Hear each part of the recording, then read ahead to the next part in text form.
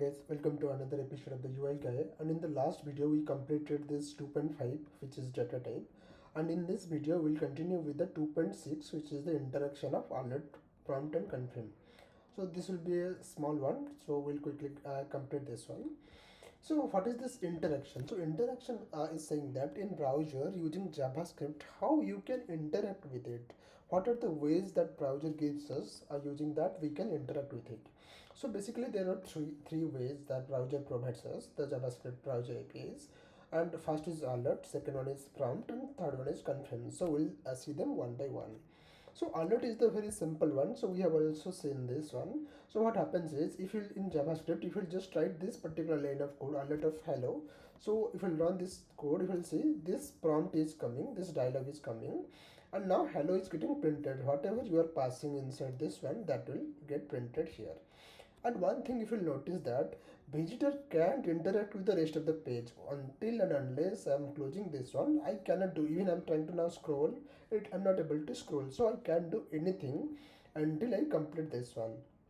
So what I need to do is I need to just close this dialog using saying okay, and then I can perform my action. So that thing is clear. So there is nothing much about alert. So that's all about alert. And then coming to the prompt, what we have in the prompt section is the prompt accepts to argument, and one is the title and another one is optional actually, so we'll see that as well.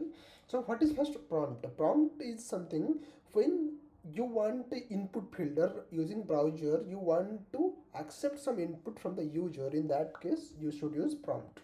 So prompt has two titles. So we'll see first of example of prompt, then we'll understand it. So I'll just run this piece of code. I'll just explain a bit. So now what we're saying is, so whatever this prompt is returning me, I'm storing that to a variable which is age. And in the prompt, first I'm passing the parameter, there's the title. So whatever I'm writing here, that will show as title. So if I'll just run this one, you can see this is the title. Whatever I'm writing there, that is coming here as title. And what is the second parameter? The second parameter is the inputs. If you want to initialize something in the input field, so that I can do here. What that means is if I'm writing 100 over here, and if I'll open the prompt, 100 is automatically getting filled here. So that's only the user prompt. If I'll just not write anything, it will hold a value of undefined.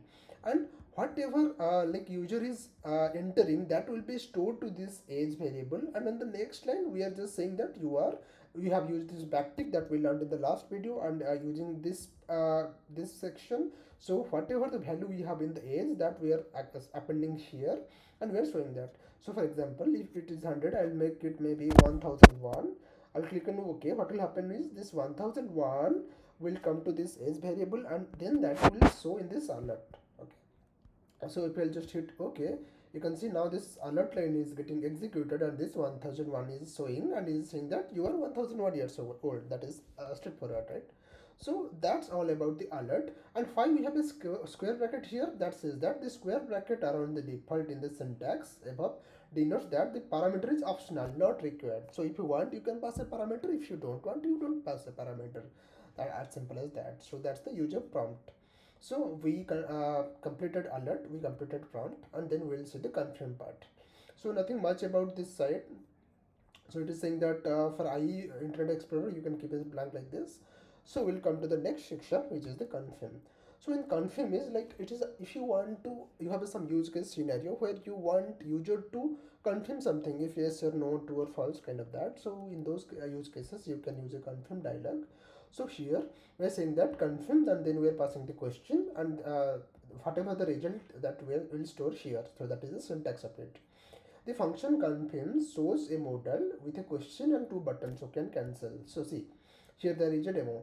So using confirm, whatever you want to ask, you will pass the question here.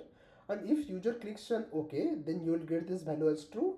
If user cancels, that you will get the value as false. We'll see, I'll run this piece of code. Are you the boss? Because that is the message I am passing here. So now we have a OK and cancel. If I will click OK, this line, so true will be stored here, and in alert it will show true. See, I'll click OK, true. But if I'll do the other thing, which is cancel, it will say false. That's all about this confirm as well. So it was a quick video about this section, which is the interaction, and that goes into the 2.6 of this JavaScript fundamental from JavaScript info. In the next video, we'll learn about type conversations. Thank you for staying connected with the UI guy.